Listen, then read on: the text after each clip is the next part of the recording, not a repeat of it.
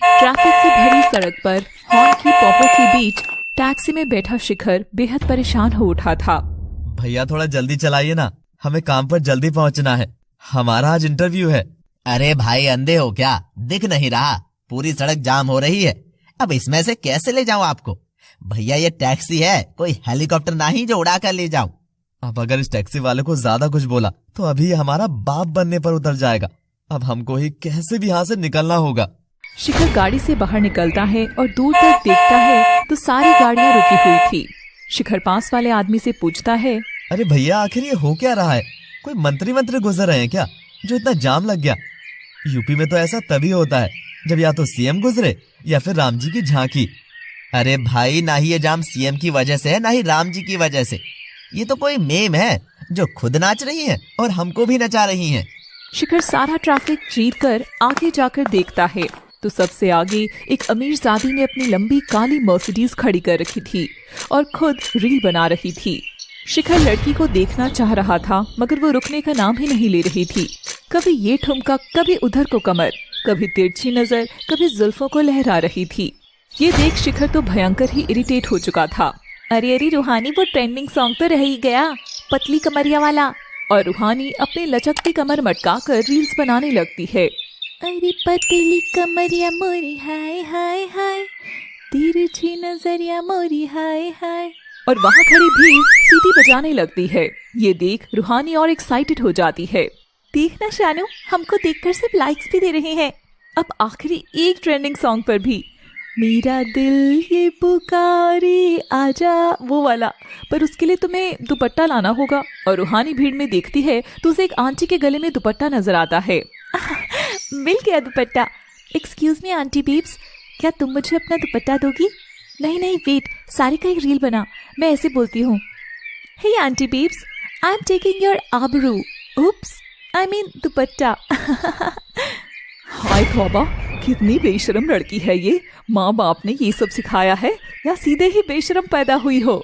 और आंटी आगे कुछ बोलती कि तभी रूहानी उसके गले से दुपट्टा छीन कर ले जाती है, जिससे आंटी के गले में रैशेस हो जाते हैं। वो बेचारी दर्द से करहा रही थी।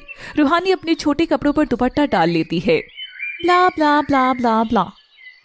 लिसन आंटी बीब्स, इस दुपट्टे का चेक मुझसे लेकर ही जाना, वो अब मैं ये वापस नहीं करने वाली हूँ। रूहानी बस कर, चल कैमरा चालू है, डांस कर।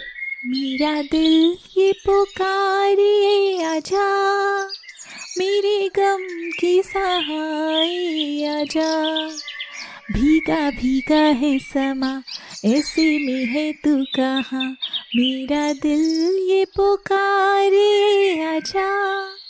और रूहानी नाचते हुए खुश होती है कि तभी भीड़ में से शिखर निकलकर रूहानी के पास आता है। मैं यहाँ हूँ शब्बो, तुम्हें फिर से लगता है दौरा पड़ा है। चलो चलो शब्बो, घर चलो, सब लोग देख रहे हैं। Excuse me, who are you? Shabbo, मैं तेरा पति तारिक। कहाँ कहाँ नहीं ढूंढा तुझे। माफ करना बहन जी, भाई साहब, मेरी पत्नी थोड़ी पागल है, कैमरा देखकर काबू खो देती है और फिर भूतनियों की तरह बाल बिखेर देती है। चलो शब्बो अब। शिखर रूहानी का हाथ पकड़कर जोर से खींचकर उसे सड़क के किनारे ले जा ही रहा था कि तभी रूहानी गुस्से में आकर शिखर के एक जोरदार चाटा लगा देती है। How dare you hold my hands? How dare you? You have no idea who is my father. Leave my hand. I said leave. और रूहानी जैसे ही शिखर के हाथ को झटकती है, यूं लगता है जैसे पूरे शरीर में कोई करंट दौड़ गया हो। यूं सरेआम मेरा हाथ थाम रही हो, जमाना देख लेगा। जमाना देख ले, इसीलिए तो थामा है। और अगर ये हाथ छूट गया तो? ये हाथ और ये साथ अब कभी नहीं छूटेगा तेजस्विनी, जन्मों तक नहीं छूटेगा। तुम देख लेना, हमारा मिलना तय है तेजस्विनी। विभोर, हाँ मैंने बोला मेरा हाथ छोड़ो। वो शिखर के एक और तमाचा जड़ देती है। भाइयों, मेरी पत्नी को हैंडल करने में मेरी मदद करो, इसे भयंकर दौड़ा पड़ा है। आइए बहन जी, मेरी मदद कीजिए। और सब लोग पास आकर रूहानी को पकड़कर शिखर के पास दे आते हैं। शिखर उसे गोद में उठा लेता है। जो तमाशा तुमने किया है ना, वही तमाशे की खुद जमूरी बनकर कैसा लग रहा है मिस मर्सिडीज? ये सब लोग अपने अपने जरूरी काम से घर से निकले हैं और तुम यहाँ मुजरा कर रही थी। रूहानी शिखर को घूर कर देख रही थी। बेचारी शानू तो भीड़ में कहीं गुमसी हो गई थी। शिखर रूहानी को उसकी गाड़ी के पास रखकर उसे रवाना होने को कहता है। रूहानी छिड़कर शानू के साथ गाड़ी लेकर जाने लगती है। शब्बो, अपना ध्यान रखना शब्बो, मैं तुमसे घर पर मिलता हूँ, अभी मुझे और भी जरूरी काम है। पागल शब्बो। रूहानी शिखर की हरकत से फ्रस्ट्रेट होकर तेज गाड़ी चलाई जा रही थी। रूहानी बेब्स, गाड़ी आराम से चलाओ प्लीज बेब्स। आखिर वो लड़का था कौन और उसने मुझे छुआ? रूहानी को जी तो कर रहा है इस गाड़ी से उसको कुचल दूं। और तभी रूहानी की गाड़ी के सामने एक औरत आ जाती है, जिसे रूहानी की गाड़ी टकरा जाती है और वह जख्मी हो जाती है। बचा लो मुझे, मदद करो। रूहानी ये देख घबरा जाती है और उनकी मदद किए बिना ही भागने लगती है। रूहानी, वो आंटी मर जाएंगी, ये तो क्या कर रही है? अगर यहाँ रुके तो हम मर जाएंगे शानो, सारे सोशल मीडिया पर ट्रोल हो जाएंगे। ये तो क्या बकवास प्लान बना रही है, अभी बस ये आफत टले। मगर शानू अपनी माँ इंद्राणी को फोन लगाती है। ठीक है, दोनों लड़कियां घर लौटो, बाकी मैं देखती हूँ। इंद्राणी की मदद से उस औरत को अस्पताल भर्ती कराया जाता है। शिखर भी अपना इंटरव्यू देने जैसे ही पहुंचता है, वह देखता है वहां तो सब खाली हो गया था, कोई इंटरव्यू नहीं था। ओह, तो mister you come here for interview. Very good, very good. But for kind information, you are already 2 hours late, and for this job post, we have already selected a candidate. So you better luck next time. क्या नौकरी चली गई? Sir, मुझे एक मौका तो देते please, मुझे नौकरी बहुत जरूरी है। मगर शिखर को वहां से बाहर निकाल दिया जाता है और तभी उसके पास एक फोन आता है। हेलो, आप शिखर बोल रहे हैं? आपकी माताजी भावना देवी हमारे अस्पताल में भर्ती हैं, आप जल्दी आ जाइए। शिखर ये सुन घबरा जाता है और तुरंत अस्पताल पहुंचता है। वह देखता है कि बिस्तर पर घायल पड़ी उसकी माँ दर्द से करहा रही थी। माँ, ये सब कैसे और किसने? पर माँ तो माँ होती है, अपना दर्द थोड़ी ही दिखाती है। भावना तब भी शिखर के बारे में ही पूछ, मेरी छोड़ बेटा, तुझे नौकरी मिली क्या? पगार कितनी है बताना। बेचारा शिखर क्या बोलता, बोलने को उसके पास था ही क्या सिवाय अपनी लाचार गरीबी और बेबसी के। उस वक्त शिखर को उस नकचड़ी रूहानी पर जोरदार गुस्सा आया। आज एक रईस जादी की वजह से मैंने मेरे परिवार को खिलाने का मौका गंवा दिया, उसे तो मैं क्या हुआ बाबू, तू कुछ बोल क्यों नहीं रहा? हाँ माँ, नौकरी मिल गई है, बहुत जल्द सब ठीक हो जाएगा। मगर मुझे ये तो बताओ माँ, ये सब कैसे हुआ? क्या पता बेटा, एक काली गाड़ी ने मुझे ठोक दिया और ये भाई साहब मुझे यहाँ ले आए। शानू की माँ ने ही भावना को एडमिट करा दिया था। आज तो काला रंग ही अशुभ है माँ। तभी शिखर के हाथ में दवाइयों का बिल आ जाता है, जिसे देखकर उस पर चिंताओं का पहाड़ टूट पड़ता है। माँ, मैं अभी आया। शिखर बाहर चला जाता है, तभी उसके पिता भाविक भी वहां आ जाते हैं। तुझे नौकरी मिल गई ना बेटा, बोलना, तुझे तो सब पता है। तेरी नौकरी पर ही अब घर का चूल्हा जलेगा, तेरी बहन पढ़ेगी, तू खुद पढ़ेगा। हाँ बाबा, चिंता की बात नहीं है, काम मिल गया है, आप माँ के पास जाओ। और शिखर परेशान होकर सड़क पर चलने लगता है। कहाँ से लाऊं मैं अब नौकरी? इस बेरोजगारी से भरे शहर में कहाँ मिलेगा मुझे काम? अचानक उसे गाड़ी पर लगे भोपू से निकलती तेज अनाउंसमेंट सुनाई देती है। सुनो सुनो सुनो, बम्पर नौकरी का मौका, इस पते पर आकर काम लीजिए, आकर्षक मौका ना चूक जाए, इसीलिए इस पते पर जल्दी जाएं। सुनो सुनो सुनो। ये सुनते ही शिखर तो खुशी के मारे पैदल ही दौड़ चलता है, उस पते पर पहुंचता है और देखता है एक आलीशान हवेली। भगवान, क्या हम गरीबों के हिस्से का सारा ही पैसा तूने इनको दे दिया क्या? तब तो पक्का चीफ अकाउंटेंट की नौकरी होगी। अरे शिखर, अगर जूनियर अकाउंटेंट या क्लर्क की भी नौकरी मिल जाएगी तो एक पल में तेरी सारी चिंताएं मिट जाएंगी। और शिखर घर के अंदर जाता है। सामने बैठे चंचल और अरविंद शिखर को देख मुस्कुराते हैं। मालिक से मिल सकता हूँ? वो मुझे नौकरी चाहिए। हाँ, मैं ही हूँ मालिक, और वो रही तुम्हारी नौकरी। अरविंद सामने दरवाजे से बाहर इशारा करता है, जहाँ एक लंबी गाड़ी खड़ी थी। क्या मतलब? अरे यंग बॉय, मुझे गाड़ी के लिए होनहार ड्राइवर चाहिए, यही तो है नौकरी। शिखर ये सुनते ही कदम पीछे लेता है। नहीं, मैं इस काम के लिए नहीं आया था। I am well educated guy who wills to do job at some company and for accounts. Okay, then you may go. Shikhar जैसे ही जाने लगता है, तभी उसे भावना और भाविक का चेहरा नजर आता है और वह रुक जाता है। नहीं सर, मैं करूंगा। लाइए चाबी दीजिए। पहले तुम्हारा टेस्ट होगा और फिर तुम फाइनल होगे। सैलरी 30,000 महीने और इंसेंटिव अलग। ये सुनते ही वह बड़ा खुश होता है और गाड़ी में जाकर बैठ जाता है। बेबी कम आउटसाइड, जाओ जाकर टेस्ट ड्राइव ले लो। गाड़ी शुरू होती है और शिखर मन लगाकर काम शुरू कर देता है। ओ गॉड, डैड भी ना किस लिए भेज दिया मुझे? उनको पता है ये मेरा सोशल मीडिया पर लाइव जाने का टाइम है।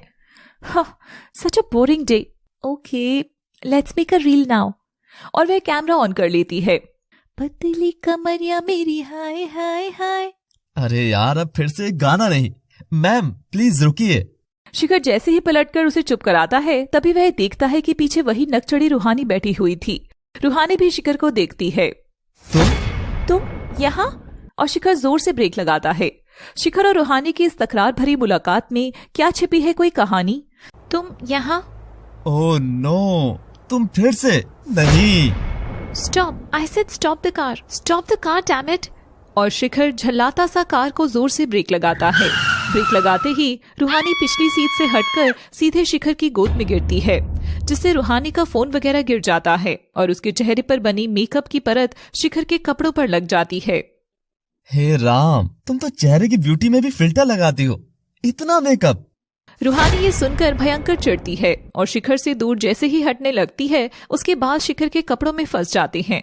अब वह शिखर के चेहरे के एकदम करीब आ चुकी थी। तुमको मुझसे दूर हो जाना चाहिए रूहानी। रुक जाओ तेजस्विनी, तुम मुझसे दूर क्यों जा रही हो? विभोर, लौट जाओ। कुछ रिश्तों का नमक ही दूरी होता है, ना मिलना भी बहुत जरूरी होता है। लौट जाओ विभोर, लौट जाओ। तो तुम मुझसे यूं मुंह फेर कर चली जाओगी? आखिरी वक्त में क्या अपना चेहरा भी नहीं दिखाओगी? और तेजस्विनी पलटती नहीं है। विभोर रोता हुआ सुबकियां लेता हुआ पलटकर वहां से जाने लगता है और धीरे धीरे वहां से ओझल हो जाता है। ये जान तेजस्विनी पलटती है और विभोर की ओर रोते हुए दौड़ने लगती है। विभोर, मैं दौड़ी चली आऊंगी, तू एक आवाज लगाना, ओ घर आजा परदेसी, कि तेरी मेरी एक जिंदड़ी, ओ घर आजा परदेसी, कि तेरी मेरी एक जिंदड़ी। और तेजस्विनी भागते भागते अंधेरे में गुम हो जाती है। रूहानी को शिखर की बात सुन खून आती है और वह अपने नाखून से उसकी गर्दन पर मारकर वहां से हट जाती है। How dare you treat me so rude. और शिखर गाड़ी घुमाकर घर के बाहर ले जाकर खड़ा कर देता है। ओह, तो तुम ड्राइवर की जॉब के लिए आए हो? अच्छा है, अब मैं देखती हूँ तुम्हें ये जॉब कैसे मिलती है। जैसा मैंने सोचा था, ये तो उससे एकदम अलग हो गया। इस लड़की के घर में तो मुझे काम नहीं मिल सकता। अब मैं। दोनों गाड़ी से बाहर आते हैं, तभी शानू भी वहां आ जाती है और शिखर को देखती है। हे रूहानी, ये तो वही है। चुप, कुछ मत बोल। तो माय डॉल, कैसा लगा टेस्ट ड्राइव? क्या इसे तुम्हारा ड्राइवर रख दे? ओह नो, डूब गई मेरी तो नैया। वो डैड, ये लड़का तो मेरा ड्राइवर बिल्कुल बन सकता है। यस डैड, मेरी ओर से अ बिग यस। शिखर को बड़ा अचंभा हुआ ये जान। पर मेरी एक शर्त है डैड, आप इसे पिछले 1 महीने की सैलरी के साथ जॉब पर रखेंगे। अरविंद ये बात मान जाता है। शिखर खुश होकर जाने लगता है। मुझे उस लड़की से क्या मतलब है? मैं यहाँ अपना काम करने आता हूँ सिर्फ, ताकि मेरे माँ बाप की जरूरतें पूरी कर सकूं। हे यू ड्राइवर, ये लो रुमाल और अपनी शर्ट पर लगाकर मेरा मेकअप पोंछ लो। वो क्या है ना, जितनी की तुम्हारी शर्ट नहीं है ना, उससे बहुत महंगा मेरा मेकअप है। तुम्हारी शर्ट बर्दाश्त नहीं कर पाएगी। शिखर रुमाल थामकर सिर झुकाकर वहां से चला जाता है। यार, तूने इसे काम पर क्यों रख लिया? Everything happens only for good cause. You just wait and watch, baby. Now let's go inside. शिखर अपनी माँ भावना को छुट्टी दिला देता है और भाविक भावना को घर लेकर चला जाता है। बेटा, तुझे ऐसी कौन सी नौकरी लगी है जो इतना पैसा मिल गया? माँ, एक बहुत बड़े घर में अकाउंट्स का काम है और एडवांस सैलरी भी मिली है। तू चिंता मत कर माँ, मैं बहुत मन लगाकर सब चुका दूंगा। अगले दिन शिखर के काम का पहला दिन था। वह जल्दी उठता है और रूहानी के घर के लिए निकलता है। तभी रास्ते में उसे एक फटीचर सा आदमी रोक लेता है। तुम रूहानी मेम साहब के यहाँ काम पर लगे हो ना? हाँ भाई, पर तुम्हारी ये हालत कैसे हुई? मत जाओ वहाँ, कोई मामूली लड़की नहीं है वो। तुम उसका सच नहीं जानते हो, मत जाओ। आज तक जितने ड्राइवर उसके लिए काम करे हैं, कोई भी सही सलामत नहीं बचा। एक मैं था जो वक्त रहते भाग गया। ये कहकर वह आदमी भाग जाता है। शिखर का मन घबरा गया था। एक सुंदर सी दिखने वाली लड़की के लिए कोई इतनी बड़ी बात कैसे बोल सकता था? शिखर पलटकर देखता है। 2 रास्ते हैं, एक अपनी गरीबी में लौट जाने का और एक मेहनत कर हर मुश्किल आसान करने का। और शिखर मन बनाकर रूहानी के घर की ओर बढ़ जाता है। वहां पहुंचकर शिखर देखता है कि अभी तो रूहानी सोकर भी नहीं उठी है। अरे, तुम आ गए ड्राइवर, अच्छा हुआ। तुम भी चाय पी लेना, लेकिन जाओ पहले बेबी को बेड टी दे आओ। पता नहीं आज सारे नौकर कहाँ रह गए। शिखर रूहानी के लिए चाय लेकर उसके कमरे में जाता है। इतना आलीशान कमरा शिखर ने पहली बार देखा था। इतना बड़ा तो उसका पूरा घर भी नहीं था। रूहानी अंगड़ाई लेकर आंखें खोलती है तो सामने शिखर को देख भड़क उठती है। मॉम डैड, ये लोफर मेरे कमरे तक कैसे आया? Mom dad. मैडम, मुझे तो बड़ी मैडम ने आपको चाय देने को कहा था। शिखर जैसे तैसे वहां से बाहर निकलकर हॉल में आता है। रूहानी भी नीचे आ जाती है। मॉम, मैंने बोला था ना, मेरे कमरे में कोई भी नहीं आना चाहिए। अरे इट्स ओके एंजल, अब तो शिखर हमारे ही परिवार जैसा है। लो शिखर, ये 2000 रुपए तुम्हारे आने जाने का किराया। इतनी अब मेरी देख शिखर के तो होश उड़ गए थे। नहीं सर, मुझे बस मेरी तनख्वाह ही चाहिए, इसके अलावा कोई बख्शीश या मदद नहीं। हम गरीब हैं सर, गरीबों को मखमल की चप्पल और पक्की फर्श पर रहना नहीं पसंद आता। हमारे पाँव में जब तक कंकड़ चुभकर छाले नहीं पड़ते हैं, चलने से कदम नहीं थकते हैं, तब तक रात को बिस्तर पर सुकून की नींद नहीं आती है। Dialogue not bad. अरविंद का फोन बजता है हाँ, वो यही है, मेरे घर में ही। जल्दी करो, कम फास्ट। और तभी दरवाजे की घंटी बजती है। शिखर दरवाजा खोलता है तो सामने पुलिस खड़ी थी, जिसके साथ चंद्रानी भी खड़ी थी। पुलिस देखकर शिखर एकदम घबरा जाता है। उसके कदम एकदम पीछे होने लगते हैं। शिखर के पसीने छूटने लगे थे। कमरे का दरवाजा खुलता है और बिस्तर के कोने में एक लड़की दुबकी बैठी हुई थी, जिसके पूरे चेहरे और शरीर पर चोटों के निशान हो रहे थे। इंस्पेक्टर साहब, गिरफ्तार कर लीजिए इसे। पुलिस शिखर की ओर बढ़ ही रही थी और वह घबराकर पीछे हट रहा था। नहीं नहीं नहीं। अरविंद कहाँ है वो? अरविंद शिखर की ओर इशारा करता है। ये सब क्या हो रहा है? सर, मैम, क्या हो रहा है ये सब? I think I must go now. Shikhar जैसे ही घर से बाहर निकलता है तभी पुलिस उसे धर पकड़कर अपनी गाड़ी में बिठाकर स्टेशन के लिए चली जाती है। चंद्रानी अरविंद की ओर देखकर मुस्कुराती है और अरविंद लंबी सांस लेता है। भावना अपनी दवाइयां लेकर घर का काम कर ही रही थी कि दरवाजे की घंटी बजती है और भावना जैसे ही दरवाजा खोलती है तो चौंक जाती है। आपको हमारे साथ चलना होगा। क्या करूं मैं इस रूहानी का? गलती मेरी ही है। लाड प्यार ने इतना बिगाड़ दिया है ना इसको कि अब ये एक नहीं सुनती है। फिक्र मत करो अरविंद, मैंने मैटर संभाल लिया है ना। ओ आंटी, आप ना होती तो मेरा क्या होता, इसलिए मैंने उस दिन एक्सीडेंट के बाद आपको ही सबसे पहले कॉल किया था। हाँ, और मेरे लड़कों ने जब उस बुढ़िया को हॉस्पिटल पहुंचाया तो वो मामला एक्सीडेंट और हिट एंड रन का बन गया था, इसलिए पुलिस ने उसे केस बना डाला। तब मेरे दिमाग में ये प्लान आया। चंद्रानी अरविंद के घर पर आती है। आंटी, अब मैं क्या करूं? ऐसा हुआ कि मैं जेल गई तो मेरी सोशल मीडिया पर थू-थू हो जाएगी। अरविंद, अगर हमें हमारी रूहानी को बचाना है तो हमें ये इल्जाम किसी और पर डालना होगा, कोई ऐसा जो आसानी से ये काम कर दे। मगर कैसे? कौन हमारी बेटी का क्राइम अपने सिर पर लेगा? कोई ऐसा जिसे पता ही ना चले कि उसके साथ होने क्या वाला है। तुम सबसे पहले नगर में घोषणा करवा दो कि एक ड्राइवर की जरूरत है। और अरविंद ऐसा ही करता है, जिस अनाउंसमेंट को सुनकर शिखर रूहानी के घर तक खुद ही पहुंच जाता है। अब पुलिस वाले अपने आप देख लेंगे कि उस लड़के के साथ क्या करना है। बदले में उसके घर पर हम 1 लाख रुपए भेज देंगे। आंटी, 1 लाख? नो, बस 10,000 ही बहुत है ना, गरीबों को इतना सिर नहीं चढ़ाना चाहिए। अरविंद, रूहानी, अब स्टेशन जाना चाहिए। अब तक तो पुलिस वालों ने उस ड्राइवर की जमकर धुलाई भी कर दी होगी। वो सब स्टेशन पहुंचते हैं, जहां 2 हवलदार शिखर को खूब डंडे मार रहे थे। बोल लड़के, टक्कर मारकर भागा क्यों था तू? भैया, मैं तो कहीं नहीं भागा, ना मैंने टक्कर मारी। मत मारो, मैंने कुछ नहीं किया। और उसे पीटकर बाहर रूहानी के सामने लाते हैं। सर, मैडम, इन्हें बताओ ना, मैंने कुछ नहीं किया। हाँ इंस्पेक्टर, यही लड़का चला रहा था मेरी काली मर्सिडीज। इसी ने किया था वो एक्सीडेंट। 1 महीने से शिखर हमारे पास ही काम कर रहा है, चाहो तो आप चेक कर सकते हैं, मैंने इसे सैलरी भी दी है। शिखर को अब समझ आ गया था कि रूहानी के कहने पर अरविंद ने शिखर को 1 महीने की पगार क्यों दी थी। शिखर अब बुरा फंस चुका था। क्यों कर रही हो रूहानी तुम ऐसे? मैंने तो कुछ भी नहीं किया, तुम खुद ही चलकर आए हैं मेरी जिंदगी में। अब देखो अंजाम। हाँ। भावना भाविक पुलिस स्टेशन के बाहर खड़े थे। वो जानते भी नहीं थे कि वे दोनों यहाँ क्यों और कैसे हैं। आप यहाँ क्यों लाए हैं हमें भैया? अंदर चलो, सब पता चल जाएगा। भावना और भाविक अंदर जाते हैं तो पुलिस वाला इशारा करके उन्हें कुछ दिखाता है। यही है वो लड़का जिसने आपको टक्कर मारी थी और मारकर भाग गया था। अब इसके खिलाफ ऐसा केस बनाएंगे कि आगे ये कभी गाड़ी के हाथ भी नहीं लगाएगा। भावना सामने खड़े शिखर की ओर देखती है। शिखर भावना की ओर। माँ, तू यहाँ? क्या माँ? सब चौंक गए थे। अब देखिए क्या शिखर की किस्मत भी उसके साथ वैसे ही खेल खेल रही है कि जैसे रूहानी। ये रहा वो लड़का जिसने आपको गाड़ी से टक्कर मारी थी। शिखर बेटा, तू यहाँ? शिखर ये क्या बोल रही है, और तू यहाँ कैसे? शिखर अपनी माँ का सवाल सुन चुप हो जाता है। रूहानी और चंद्राणी दोनों साइड में जाते हैं। आंटी ये क्या आफत है, ये बुढ़िया तो इसी की मां निकली। ये तो और अच्छी बात हुई, अब ये अपने बेटे के खिलाफ कोई केस नहीं करेगी, और केस होगा ही नहीं तो तू भी बच जाएगी। तू चल बेटा, तू घर चल। 1 मिनट माँ जी, ये ऐसे नहीं जा सकते। हिट एंड रन का केस है, हमें तो इंक्वायरी करनी ही होगी, वरना शायद आपका बेटा और बड़ी सजा काटेगा। शिखर रूहानी की ओर देखता है। केस?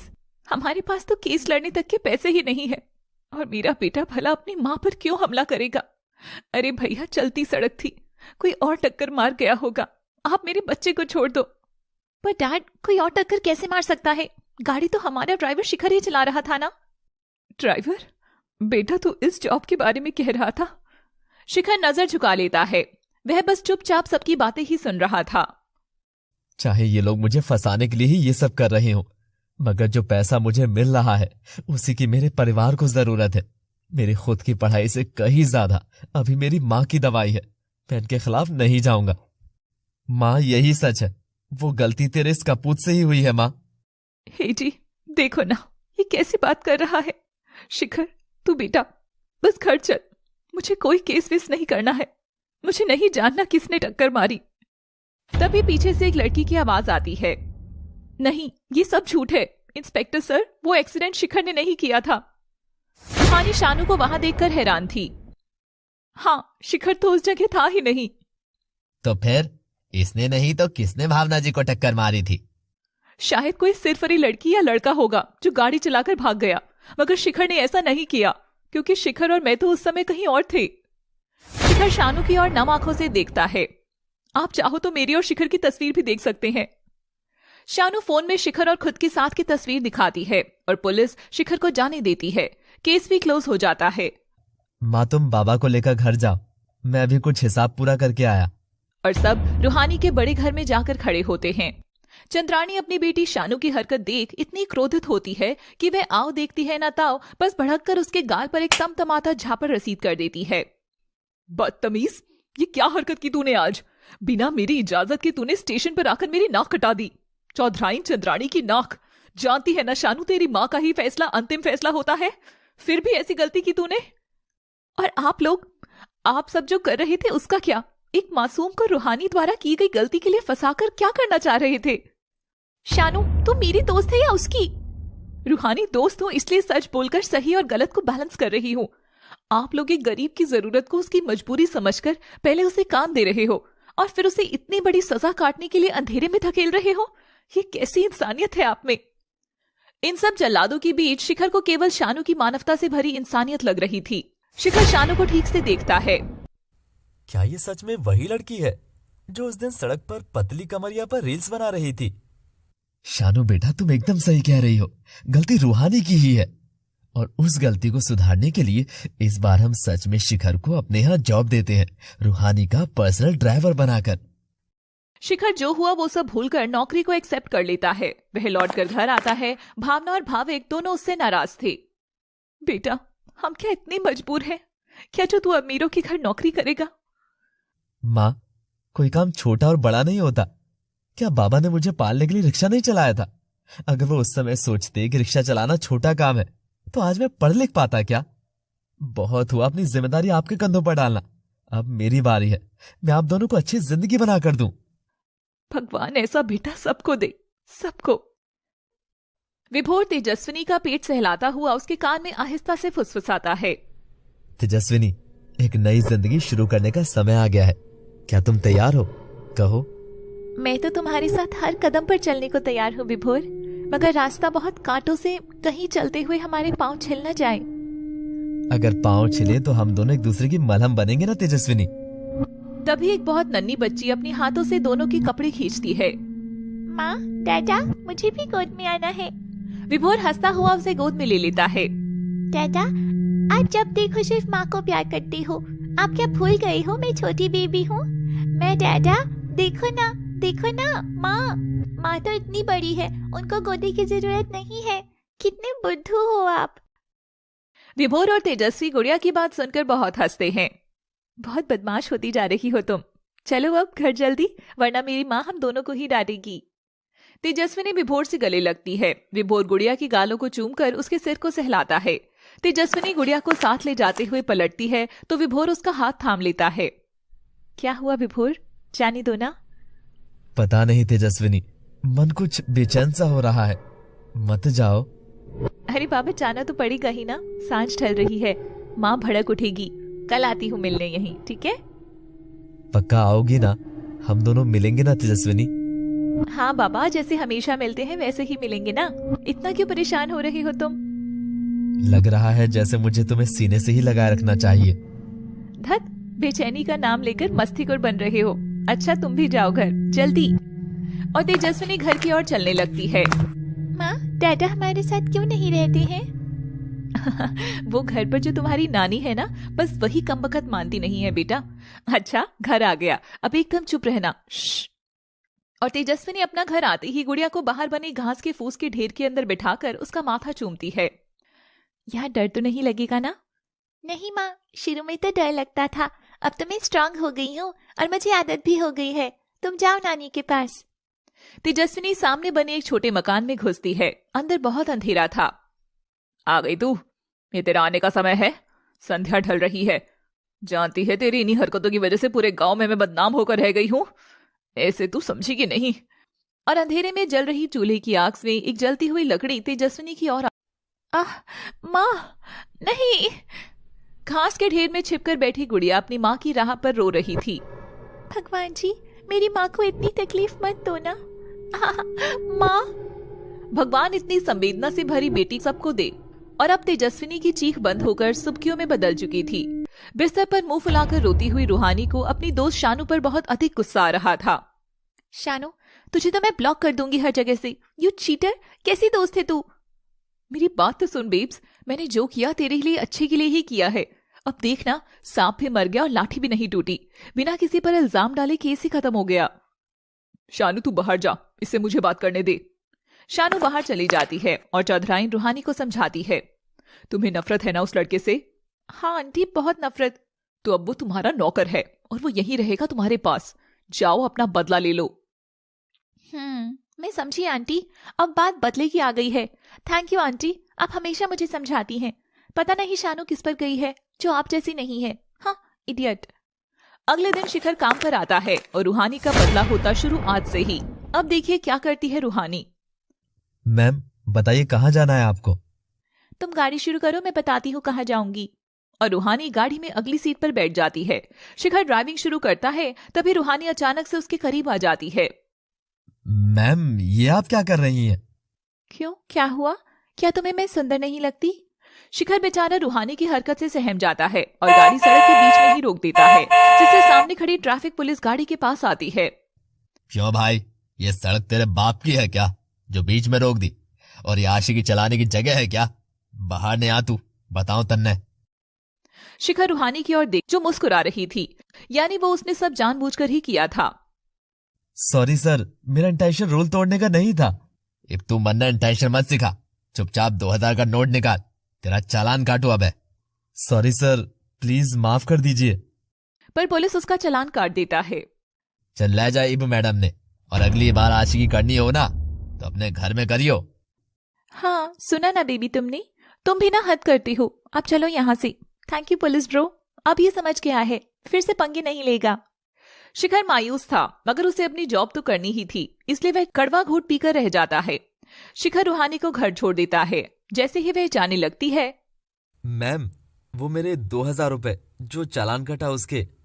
ओह, भिखारी ने आखिर हाथ फैला ही दिए।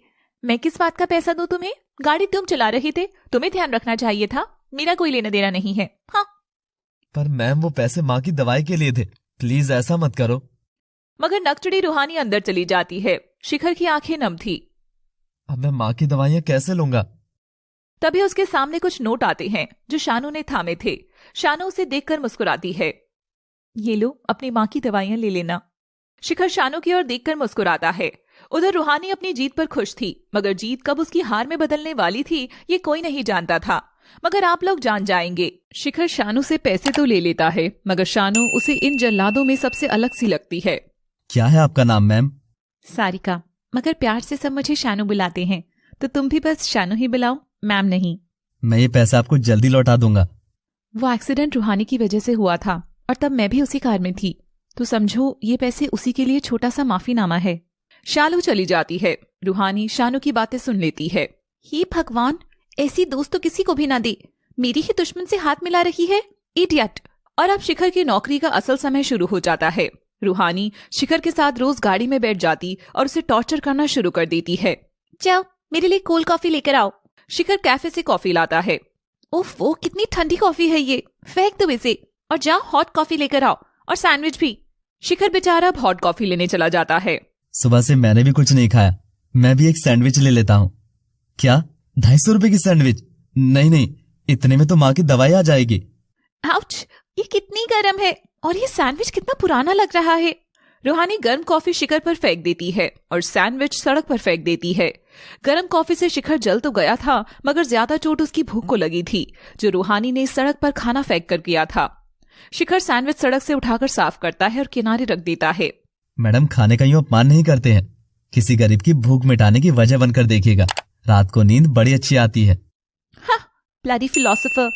और शिखर रूहानी को लेकर घर छोड़कर आता है। तभी शानू को शिखर का जला हाथ नजर आता है। अरे शिखर, ये क्या हो गया? कुछ नहीं शानू, ये तो बस ऊपर वाले की दी हुई जरा सी चोट है। शानू रूहानी की ओर देखती है। ऊपर वाला आजकल ज्यादा ही जुल्म नहीं कर रहा? अरे ब्रो, देख लो, ये इंसान है, कोई इंस्टाग्राम की पोस्ट नहीं, जो नहीं पसंद तो डिलीट कर दी।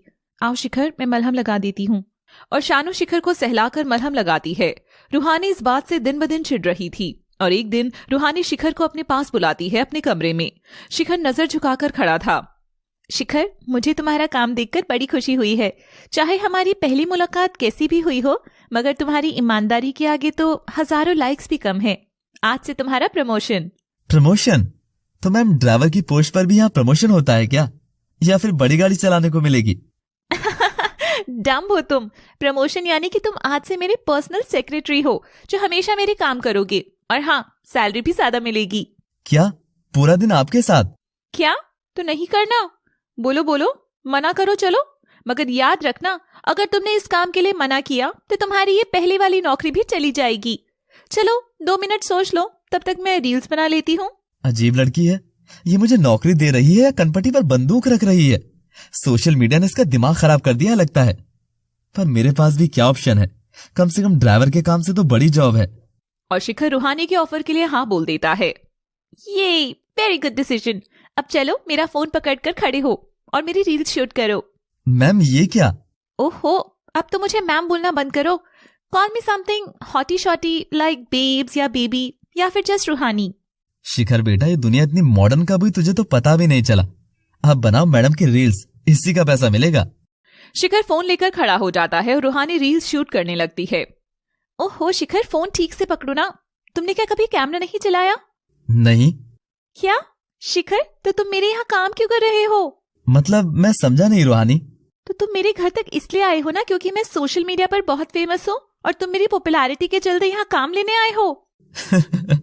आप सच में ऐसा सोचती हैं? मेरे पास तो छोटा डब्बा फोन है रूहानी, सोशल मीडिया चलाना तो दूर, मैं खुद की तस्वीर तक नहीं लेता। मुझे लगा तुम मेरे कोई सिरफिरे फैन हो। अगर ऐसा नहीं है तो तुम फिर यहाँ क्यों आए? अपने परिवार को पालने के लिए रूहानी। जो ब्रेड आपने सड़क पर यूं ही फेंक दिया था ना, उस ब्रेड को मुझे कमाना पड़ता है, तब अपने माँ बाप का पेट भर पाता हूँ। खैर छोड़िए, आइए रील्स बनाइए। रूहानी शिखर की ऐसी बात सुनकर हैरान रह गई थी। नो, आज पैकअप, कल से काम पर लगना, जाओ घर जाओ। रुको शिखर, घर जा रही हो तो चलते चलते एक एक आइसक्रीम हो जाए। शिखर खुद के पैसे से शानू को आइसक्रीम दिलाता है और दोनों खाते हुए चलने लगते हैं। तभी वहां से इंद्राणी की गाड़ी गुजरती है और वो शानू को शिखर के साथ देख एकदम लाल हो उठती है। तो शिखर, कैसी चल रही है तुम्हारी नौकरी? अरे नहीं, मैं और रूहानी तो दोनों ही साथ रील्स बनाते हैं, बस वो ज्यादा सुंदर है तो ट्रेंड करती है और मैं साइड किक बनकर रह जाती हूँ। नहीं, ऐसा नहीं है। सुंदरता चेहरे में नहीं, बोली में होती है। जिसने इस गरीब के दर्द पर मरहम लगा दी, उसका दिल कितना सुंदर है, मैं देख सकता हूँ। शिखर शानू के सिर पर दुपट्टा उड़ाता है और पेन से उसके माथे पर बिंदिया बनाता है। अब रील्स बनाओगी तो तुम भी ट्रेंड करोगी। अब मैं चलता हूँ। शानू खुद को देख चौंक उठती है। एक माथे की बिंदी ने उसकी बड़ी उलझन को श्रृंगार का नाम दे दिया था। वह शिखर को जाते हुए देख रही थी और दूर खड़ी रूहानी शानू को शिखर के साथ देख रही थी। अरे यार, आखिर क्या है इस नौकर में जो मेरी दोस्त मुझसे ज्यादा उसकी सगी बन गई है। हाँ। शानू घर जाती है तो इंद्राणी उस पर भड़क पड़ती है। शानू, मुझे बस इतना बता, ये महल सा घर क्या तेरे लिए काफी नहीं जो तू झोपड़ में बसना चाह रही है? हाँ, मैंने देखा आज तुझे उस ड्राइवर के साथ। माँ, ऐसा कुछ नहीं है, शिखर और मैं बस दोस्त हैं। मेरी बात कान खोलकर सुन, एक नौकर मालिक का कभी दोस्त नहीं हो सकता। वो पूरी जिंदगी कमा लेगा मगर रहेगा अमीर के बिछौने बराबर। शानू को अपनी माँ की बात सुनकर ठेस पहुंचती है। माँ, ये मोटा बिछौना ले लो, आपको ठंड नहीं लगेगी। देखो कितना बड़ा हो गया है हमारा बेटा। रात भर जो अपनी ही सुसु में गीला होकर रो रो कर हमारी रात काली कर देता था, आज अपनी माँ की कितनी फिक्र कर रहा है। बेटा अब शादी कर इस घर को सुशील बहू भी दे दे। बाबा, हर मुराद जल्दी पूरी हो जरूरी नहीं, अभी मुझे पहले घर की हालत सुधारनी है। अब आप दोनों सो जाइए। और शिखर भी जैसे ही सोता है तो आंखें बंद करता है, उसे रूहानी की मटकती कमरियां नजर आती है। नहीं नहीं नहीं, ये क्या देख लिया मैंने। अरे शिखर, काम को काम की जगह छोड़ दे बेटा और सो जा, कल फिर से काम करने जाना है, मैडम को रील्स जो बनानी है। उधर रूहानी भी बिस्तर पर लेटी हुई शानू और शिखर के बारे में सोच रही थी। एक्चुअली शानू एकदम ठीक कर रही है। आइडिया, अब मैं समझ गई मुझे क्या करना है। और रूहानी और शिखर अपने अपने बिस्तर पर सो जाते हैं। घास के ढेर में छिपी गुड़िया को जोरदार बारिश की आवाज आती है। अगर अब मैं बाहर निकली तो सब मुझे देख लेंगे और माँ खतरे में आ जाएगी, इसलिए मुझे यहीं छिपकर बैठे रहना होगा। गुड़िया बारिश से भीग रही थी मगर बाहर। माँ, तुम बाहर मत आना माँ, मैं ठीक हूँ, तुम बस अपना ध्यान रख लेना। पूरे एक दिन तक तेजस्विनी घर से बाहर नहीं आती है और वह अगली रात घर से बाहर आकर विभोर के घर की ओर बढ़ती है। विभोर अपने घर के पीछे तेजस्विनी का इंतजार कर रहा था। दोनों एक दूसरे को देख सीने से लगाते हैं। पता नहीं मुझे ऐसा क्यों लग रहा था कि दुनिया में फिर से मिलने नहीं देगी। तभी विभोर तेजस्विनी के शरीर पर चोटों के निशान देखता है। तेजस्विनी, ये निशान? ये हमारी इश्क की गहरी स्याही के निशान हैं, ताकि समाना भी देखकर बोले। वो देखो, तेजस्विनी जा रही है जिसने अपने विभोर के लिए कोड़े भी हंसते हुए खा लिए। नहीं तेजू, बस अब इसे खत्म करना ही होगा, करना ही होगा। तेजस्विनी कुछ बोलती कि तभी विभोर तेजस्विनी का गला जोर से दबा देता है। विभोर। रूहानी की नींद टूट जाती है। उसके शरीर पर पसीना छूट रहा था। वह घबराकर अपना गला थाम लेती है। ये कैसा सपना था और वो धुंधले से चेहरे। रूहानी तो आजकल ज्यादा ही हॉरर मूवी वगैरह देखने लगी है। रूहानी घड़ी में देखे बिना ही सीधे नीचे चली जाती है। उसे जगा हुआ देखकर चंचल और अरविंद चौंक उठते हैं। अरविंद, ये चमत्कार कैसे हो गया आज? Yes Chanchal, is it some miracle? बस करो यार गाइस, ये कोई मजाक है क्या? अगर मैं जल्दी उठकर अपने ही घर में घूम रही हूँ तो कोई दिक्कत हो गई क्या? बेटा, ये तो कैसी बातें कर रही है? बात? मैं क्या नया बोल रही हूँ? जब देखो मुझ पर जोक्स बनाकर दोनों खीखी करते रहते हो। I am fed up with you two guys. Have a very good morning. हाँ रूहानी, ये पेरेंट्स से कैसे बातें कर रही हो तुम? हर वक्त फोन में ही लगी रहती हो, कभी हमसे भी बात कर लिया करो बेटा। ओह, बात? हाँ, आप दोनों ओल्ड फैशन लोगों के पास मेरे लेवल की बात है ही कहाँ। Well, if you want to spend time with me तो आज मैं इंस्टा लाइव पर आऊंगी, प्लीज ज्वाइन मी। बेचारे चंचल और अरविंद का मुंह अपनी बिगड़ैल बेटी की बातें सुनकर खुला रह जाता है। रूहानी कमरे में जा रही होती है कि तभी दरवाजे पर खड़े शिखर को देखती है। शिखर ने ये सब तमाशा देख लिया था। रूहानी जैसी लड़की का क्या नसीब होने वाला था और क्या वो अपनी जिंदगी के साथ शिखर के जीवन में भी जहर घोलने वाली है। शिखर पेरेंट्स के लिए रूहानी का ऐसा रुखा बर्ताव देख हैरान था। ये कैसी लड़की है जिन माँ बाप की वजह से ऐश कर रही है, उन्हीं के लिए इसके मन में इज्जत नहीं है। हे भगवान, ऐसा अमीर मुझे तो मत ही बनाना। शिखर रूहानी के कमरे में जाता है। मॉर्निंग मैम, आज क्या करना है? तभी रूहानी शिखर के मुंह पर नई शर्ट फेंक मारती है। ये लो कपड़े और आज मेरे साथ बाहर चलो। और शिखर बिना कुछ बोले चेंज कर रूहानी के साथ जाने लगता है। जाते हुए रूहानी कैमरा ऑन कर चंचल और अरविंद को गले लगाकर किस करती हुई दिखावा करती है। गुड मॉर्निंग मेरी वर्ल्ड की best mom and dad, love you. देखो guys, my parents are so cute. तुम सब भी अपने पेरेंट्स को रोज मॉर्निंग विश किया करो ताकि दिन अच्छा गुजरे। Okay bye. चंचल और अरविंद रूहानी का ये दिखावा देख एक दूसरे की मुंह की तरफ देख नजर चुरा लेते हैं। क्या ऐसे क्या देख रहे हो? अरे लाइव थी बाबा, उसमें तो ये सब करना ही होता है ना जो ट्रेंडिंग हो। So now give me a break. चलो शेखर। शिखर रूहानी और गाड़ी में बैठकर एक बड़े से रेस्टोरेंट में जाते हैं और मैनेजर शिखर के पास आता है। Hello sir, thanks for coming. आज आपकी यहाँ प्राइवेट बुकिंग है सर, सिर्फ आप ही होंगे यहाँ। Enjoy your lunch sir. रूहानी ये सब। और रूहानी तभी शिखर के होठों पर उंगली रखकर उसके करीब आने लगती है। ऐसा होते ही शिखर की आंखों में कुछ धुंधले से चित्र चलने लगते हैं। हेलो सर, इतना क्या सोच रहे हैं आप? अरे ब्रो, ये तो मैंने तुमको जो इतना तंग किया है ना, बस उसके लिए एक छोटी सी ट्रीट है। आइए, just have a seat and order your favourite food. Shikhar संकोच करते हुए बैठ जाता है और खाना मंगाने लगता है। थोड़ी नकचड़ी है पर इतनी भी बुरी नहीं है, बस थोड़ा सा दिमाग से बड़ा होना बाकी है इसका। भूख तो लगी है वैसे, मेन्यू देखता हूँ फटाफट। बाप रे, 500 रुपए की दाल, 750 की पनीर सब्जी। रूहानी चलिए यहां से, ये तो लूटपाट मचा रखी है। 500 रुपए में तो मैं पूरे 10 दिन दाल खा सकता हूँ। चलो रूहानी, बाहर ढाबे पर खाते हैं, चोर हैं ये रेस्टोरेंट वाले तो। Don't worry, I am gonna pay for this, you enjoy your meal. Shikhar फिर भी सबसे सस्ता खाना मंगाता है और खाना खाने लगता है। उसे खाना पसंद आया था, इसलिए उसका ध्यान रूहानी से हट गया था। उसे पता ही नहीं चला कि कब रूहानी ने शिखर को कैमरे में कैद करना शुरू कर दिया था। हेलो गाइस, तो देखा आपने मैं कैसे अपने नौकरों को नौकर की तरह नहीं दोस्त की तरह ट्रीट करती हूँ। अब ये शिखर है, मेरा नौकर था और अब जो मेरा दोस्त बन गया है। बेचारा गरीब है। गाइस, मुझसे तो ये गरीबी देखी ही नहीं जाती, इसलिए जहाँ मैं खाना खाती हूँ शिखर भी वहीं खाएगा। पता नहीं फिर बेचारे को ये खाना कब नसीब हो। गॉड प्लीज सबकी गरीबी मिटा दीजिए ना। #help #pray। शिखर रूहानी की यह हरकत देख एकदम ही हैरान था। वह समझ ही नहीं पा रहा था कि हंसे या गुस्सा करे या चुप रहे। रूहानी के हिलते होठों पर शिखर को तरस आ रहा था, पर शिखर ने खाना खाना रोका नहीं। वह खाना खत्म कर उठा और टेबल पर पैसे रखने लगा। अरे अरे, I have paid for this already. रूहानी, मेरी गरीबी चंद व्यूज के लिए नहीं थी।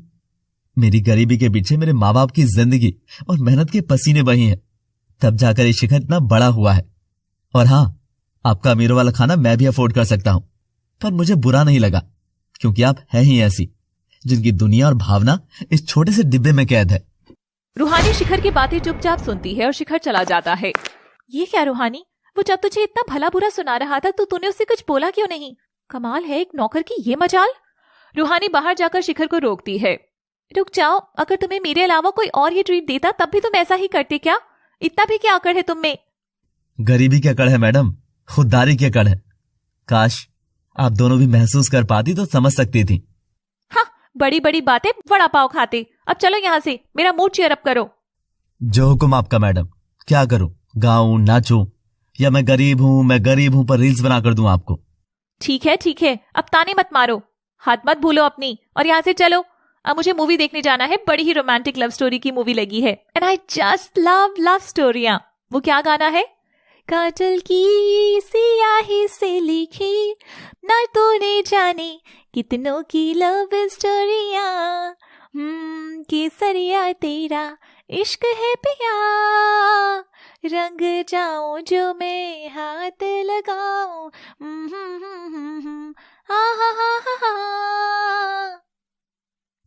Love story? नो वे। रूहानी, क्या आप जा सकती हैं? मैं लव स्टोरीज पसंद नहीं करता हूं। बेटा, मैंने तुमसे तुम्हारी पसंद नहीं पूछी, तुमको साथ चलने को कहा है, अब चलो। और रूहानी जबरदस्ती शिखर को साथ मूवी देखने चली जाती है। फिल्म के एक दृश्य में जैसे ही हीरो हीरोइन नजदीक आते हैं, तभी शिखर की सांसें फूलने लगती हैं और उसे एंजाइटी शुरू हो जाती है। शिखर बीच में मूवी छोड़कर बाहर आ जाता है। रूहानी भी घबराकर उसके पीछे आती है तो देखती है शिखर घबराकर उल्टियां कर रहा है। ओह, मुबारक हो, घर में बेबी आने वाला है। क्या यार इडियट, तुमने पूरा मजा खराब कर दिया। ऐसा क्या खा लिया था वहां जो पचा नहीं? बोल रही थी ना मैं दे देती हूँ पैसे। अब चलो यहाँ से, फिर से कितना रोमांटिक सीन आने वाला है। रूहानी शिखर के कंधे पर हाथ रखती है और जैसे ही शिखर पलटता है वह देखता है कि शिखर की आंखों में मोटे मोटे मोती से आंसू थे और पूरा चेहरा उतरा हुआ था। रूहानी ये देख घबरा जाती है। वेट, शिखर ये क्या है? मेरी बात का इतना बुरा लगा तो सॉरी बाबा, तुम रो तो नहीं? और शिखर की हिम्मत ऐसे टूटती है कि वह घुटनों के बल बैठकर रूहानी के कंधे से लगकर फूट फूट कर रोता है।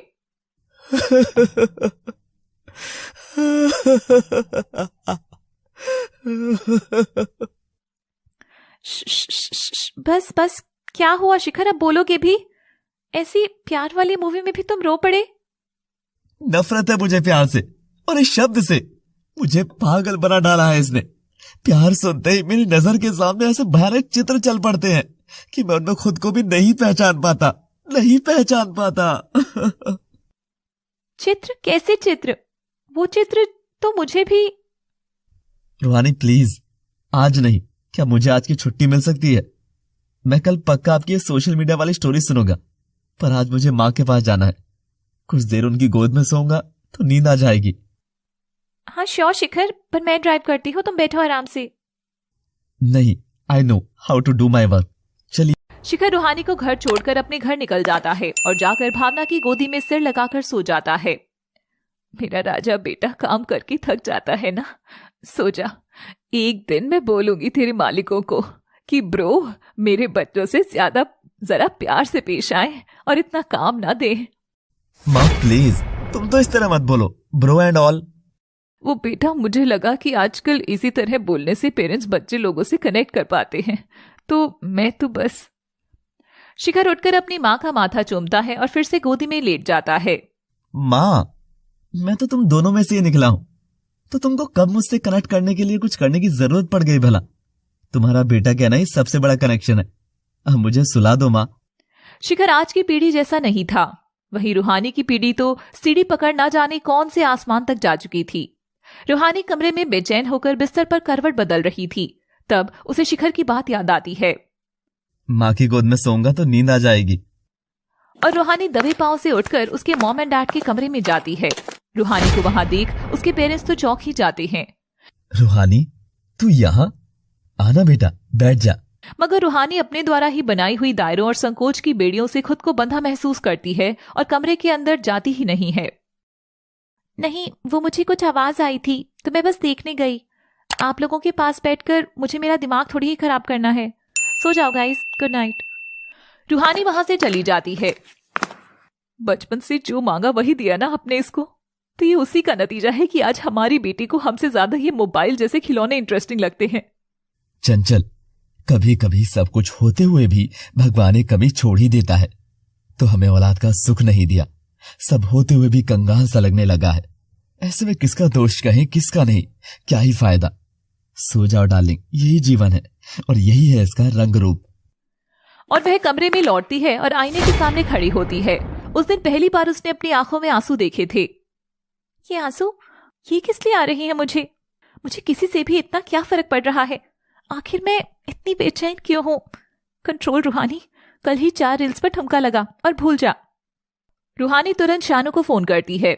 हेलो शानू, अगर मेरे सामने कोई रोता है तो मैं क्या करूंगी बता? ये भी कोई पूछने की बात है? मेरी दोस्त सबसे पहले रोने वाली की फोटो लेगी, फिर उसके कंधे पर हाथ रखकर उसकी फोटो लेगी और फिर उसे पोस्ट करेगी with hashtag pen. You know me very well Shanu. अच्छा सुन, मैं तेरे पास आ रही हूँ। कॉल कट होने पर वह सोच में पड़ जाती है। पर मैंने आज ऐसा कुछ भी नहीं किया। शिखर जब रो रहा था तो मैंने ऐसा कुछ क्यों नहीं किया? हाँ शिखर, तुम्हें ठिकाने लगाना ही पड़ेगा अब। और रूहानी शानू के यहाँ चली जाती है। अगले दिन शिखर ताजगी भरे मन से जागता है और काम के लिए चला जाता है। जैसे ही वह रूहानी के घर में आता है, रूहानी की माँ चंचल उसे चाय पिलाती है। आपकी चाय का स्वाद माँ के हाथ की चाय जैसा है मालकिन। तुम्हारी माँ का स्वाद तुम पहचान जाते हो, ये बड़ी बात है बेटा, वरना तो चलो छोड़ो। अच्छा जाओ, ऊपर जाओ, कमरे में चाय दे आओ। शिखर ऊपर के कमरे में चाय देने जाता है। कुछ देर बाद उसके हाथ से चाय का कप गिरने की आवाज आती है और वो भारी सांसों के साथ हाफता हुआ सीधा घर के बाहर भागता है। तभी सामने से रूहानी और शानू भी आ रही थी, जो शिखर को ऐसा देखते हैं। रूहानी, शिखर ऐसे दौड़ क्यों रहा है? क्या हुआ इसे? तूने फिर से तंग किया क्या? अरे नहीं तो। शिखर रुको, कहाँ जा रही हो? रुक जाओ। पर शिखर पलटकर एक बार भी नहीं देखता। तो ऐसा क्या देखा शिखर ने? शिखर घर जाकर रोता हुआ दरवाजा बंद कर लेता है। शिखर, क्या हुआ शिखर? तू ठीक है ना मेरे बच्चे? माँ वो आ गई। वो ये सुनते ही भावना के पांव भी कांप उठते हैं। मगर आखिर क्यों? कुछ देर पहले शिखर रूहानी को चाय देने के लिए उसके कमरे में जाता है तो देखता है कि वह रूहानी नहीं थी, बल्कि रूहानी की भाभी रंजना थी। रंजना वही लड़की थी जो अक्सर शिखर के ख्यालों में नजर आती थी। रंजना और शिखर चौंक कर एक दूसरे को देख रहे थे और शिखर कांपता हुआ चाय गिरा देता है।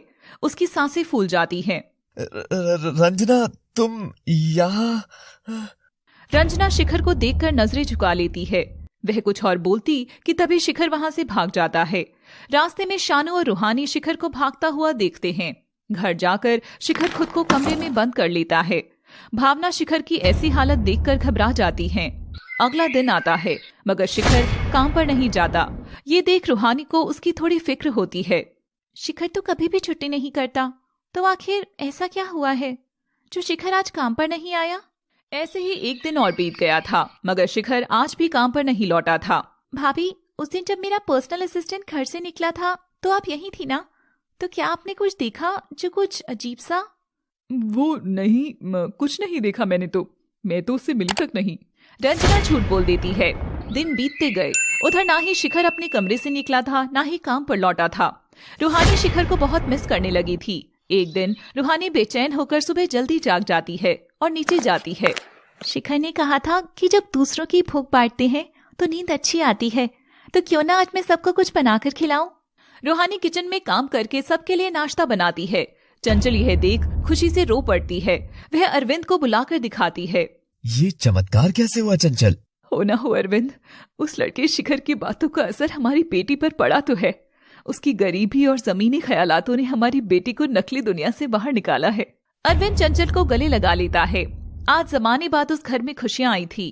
दूर खड़ी रंजना ये सब देखकर चिढ़ जाती है। जो मेरा हक रहा है वो सब हक छीनता ही चला गया ना। रूहानी सबको नाश्ता बनाती है। तभी चंचल के हाथ से चम्मच जमीन पर गिरता है। 1 मिनट माँ, मैं उठाती हूँ। और रूहानी अपना फोन हाथ में लेती है, लेकिन आज उसने कोई कैमरा शुरू नहीं किया था। वो फोन टेबल पर रखकर झुककर जैसे ही चम्मच उठाने लगती है, चंचल के पांव छू लेती है। रूहानी, ये क्या, ये सब कैसे? और मॉम की जगह तेरे मुंह से माँ सुनना इतना अच्छा लग रहा है ना। कैसे क्या माँ, बस मन किया तो पाँव छू लिया। अब अपनी माँ के पाँव छूने के लिए मुझे क्या मेरे फैन लोगों से पूछना पड़ेगा? वैसे भी social media is so boring. पीछे दरवाजे पर खड़ी शानू ये सब सुनकर चौंक उठती है। ये सब आखिर हो क्या रहा है? क्या ये हमारी वाली रूहानी ही है? शानू, अच्छा हुआ तू आ गई। सुन, चल मेरे साथ चल, मुझे कुछ काम है। माँ, बाबा, मैं काम निपटा कर लौटती हूँ और लंच और डिनर साथ ही करेंगे, अकेले नहीं खाना। रूहानी मुस्कुराकर चली जाती है और शानू के साथ शिखर के घर के बाहर पहुंचती है। शानू, इतना छोटा सा घर है पर फिर भी ये लड़का हमेशा कितना खुश कैसे रहता है? 1 मिनट रूहानी, आखिर तेरे अंदर चल क्या रहा है? सच बता, कहीं तुझे ये शिखर पसंद तो नहीं है ना? है? पागल है क्या? वो नौकर है यार। नौकर और प्यार में फर्क पता है मुझे। हाँ, पर कुछ तो बात है उसमें। चल अंदर चलकर पता करते हैं। रूहानी घर के अंदर जाती है। तभी भावना की नजर रूहानी पर पड़ती है। हेलो आंटी, वो मैं। तुम रूहानी हो, जानती हूँ। स्टेशन पर देखा था और शिखर ने तुम्हारे बारे में इतनी बातें कर दी थी ना कि मैं देखते ही समझ गई थी। मेरे बारे में कैसी बातें? यही कि मेरी बॉस बड़े बंगले में रहती है, बड़ी गाड़ी चलाती है, महंगा खाती है, महंगा पहनती है, बड़ा वाला फोन भी चलाती है और वो क्या कहते हैं, खूब रील्स भी बनाती है। ओह, ये सब मेरे बारे में हर कोई जानता है। पर क्या लोग वो जानते हैं जो शिखर ने मुझे तुम्हारे बारे में बताया? ये सुनते ही रूहानी की भौहें चढ़ जाती हैं। यही कि सब कुछ ज्यादा ज्यादा होने पर भी रूहानी भीतर से कितनी अकेली है। मेरा बेटा कहता है, माँ पता नहीं वक्त रहते किसी ने इस बेचारी को सहलाया क्यों नहीं, जो इसने खुद ने ही अपनी ही दुनिया बना ली और अब उसकी नकली दुनिया में खुश रहने का दिखावा करती है। मेरा लाडला बोलता है, काश मैं रूहानी की मदद कर पाता माँ। रूहानी की आंखों में आंसू आ गए थे। आज तक इतनी गहराई से तो मुझ में मैंने खुद को भी नहीं झांका था यार। क्या चीज हो तुम शिखर, जब से आए हो मेरे मन को उथल पुथल कर चुके हो। इतना समझदार है मेरा बेटा, पर अभी वो जिस जंग को लड़ रहा है उससे मैं उसे ना जाने कैसे बाहर निकालूंगी। आंटी, कैसी जंग? बहुत समय पहले की बात है। शिखर की जिंदगी में एक बहुत प्यारी परी जैसी लड़की आई थी, जिसने मेरे शिखर को अंदर बाहर हर तरह से प्यार से भर दिया था। शिखर और वह परी एक दूसरे के साथ अपना जीवन बन चुके थे। मुझे भी वो बहुत पसंद थी। जितना हम गरीबों के पास था, उसमें सबसे कीमती खजाना शिखर की प्रेमिका ही थी, जो खुद काफी गरीब परिवार से थी। मगर शिखर को कभी इससे फर्क नहीं पड़ा। वो तो बस अपनी परी के साथ हंसता घूमता उसका ख्याल रखा करता था। और फिर एक दिन शिखर उस दिन बंद कमरे के बाहर खड़ा होकर अपनी परी के लिए सुंदर फूल और एक अंगूठी लेकर खड़ा था, जो उसने अपनी पढ़ाई के पैसे से बचाकर खरीदी थी। और दरवाजा खुलता है, शिखर मुस्कुराता है, लड़की भी मुस्कुराती है और शिखर कमरे में चला जाता है। मुझसे शादी करोगी रंजना? क्या तुम मेरी बनोगी हमेशा हमेशा के लिए? और वह रंजना को अंगूठी पहना देता है। एक बार तुम मेरी जिंदगी में आ गई ना, तो देखना जान, ये नकली अंगूठी कब असली हीरे में बदल जाएगी, तुम देखना। मेरे लिए मेरे हीरे तो सिर्फ तुम ही हो जान। I love you so much. Yes, marry me please Shikhar. I love you too. Yes, I will marry you very soon. No, marry me right now Shikhar. मैं बस इस पल को जीना चाहती हूँ तुम्हारे साथ। मैं तुम्हारे इतने नजदीक आना चाहती हूँ कि हमारा हर रिश्ता हमारे दायरों को पीछा छोड़ता चले जाए और हम बस इमोशंस में बह जाएं। रंजना बैग से छोटा चाकू लेकर शिखर के हाथ पर कट लगाती है। अब वहां से खून आने लगा था। चुटकी भर सिंदूर से तुम अब ये मांग जरा भर दो, कल क्या हो किसने देखा, सब कुछ आज अभी कर दो, पास आओ गले से लगा लो। और शिखर अपने खून से उसकी मांग भर देता है। रंजना शिखर की बनकर उसे सीने से लग जाती है और दोनों नजदीक आकर एक दूसरे के हो जाते हैं, हमेशा हमेशा के लिए। उस बंद कमरे में वो दोनों प्यार की गवाही पर जीवन साथी बन गए। दुनिया से अब उन्हें मतलब नहीं था। रूहानी की आंखों में ये सब सुनकर आंसू के साथ एक अलग सी चमक थी। ओह माय गॉड, ऐसा प्यार! ये लड़की तो सच में परी से कम नहीं थी। मगर आंटी, फिर ऐसा क्या हो गया जो शिखर अब ऐसा रहता है, रूखा रूखा सा? जब दिल पर खंजर चलता है ना बेटी, तो आदमी अपनी भी परछाई से डरने लगता है। वही मेरे बेटे के साथ भी हुआ था।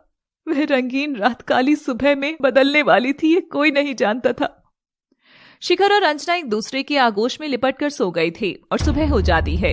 तभी शिखर की आंख दरवाजे की खटखट से खुलती है। शिखर आंख मलता हुआ उठता है तो उसे रंजना कोने में दुबकी हुई रोती हुई मिलती है। रंजना, क्या हुआ तुम्हें? तुम ऐसे क्यों? तभी दरवाजा टूट जाता है और पुलिस अंदर आती है। पुलिस को देख रंजना फूट फूट कर रोती है। सर ली जाइए इस जालिम को यहाँ से। इसने मेरे साथ बहुत गलत किया है, मेरी इज्जत और शरीर के साथ खिलवाड़ किया है। साथ ही धोखाधड़ी से ये मुझसे शादी करके सब करने लगा। देखिए सर कितना मारा है। शिखर रंजना की बात सुनकर एकदम सदमे में जा चुका था। वो सुन हो चुका था। पुलिस उसे ले जाकर उसे लटकाकर बहुत मारती है। केस कोर्ट में जाता है और सब लड़की की ही बात मानकर शिखर को दोषी करार देते हैं। शिखर को अपना सब बेचकर रंजना को चुकाना पड़ा और तब से धन के साथ मेरे बेटे का मन भी उस काले अंधेरे में कहीं कैद हो गया बेटा। पर अब वो फिर से जीने लगा था। मगर आखिर उसने ऐसा किया क्यों था? उस लड़की को दिल का सौदा करना आता था। सुना था कि कहीं कोई अमीर उसके हाथ लग गया था, तो मेरे बेटे को फंसाकर उसके पास चली गई थी। पता नहीं किस बेचारे की किस्मत में जहर घुला हो, पर सब ठीक हो रहा था। पर ना जाने कैसे कुछ दिन पहले वो चुड़ैल उसे फिर से नजर आई और तब से मेरा बेटा सहम गया। माँ जी, कौन थी वो परी? क्या नाम था? परी नहीं, काली परी थी वो, रंजना नाम की। रूहानी ये सुनते ही चौंक जाती है। रंजना? वो तो मेरी भाभी है माँ जी। इसका मतलब कि मेरा भाई ही था वो जो शिखर के बाद उसका शिकार बना।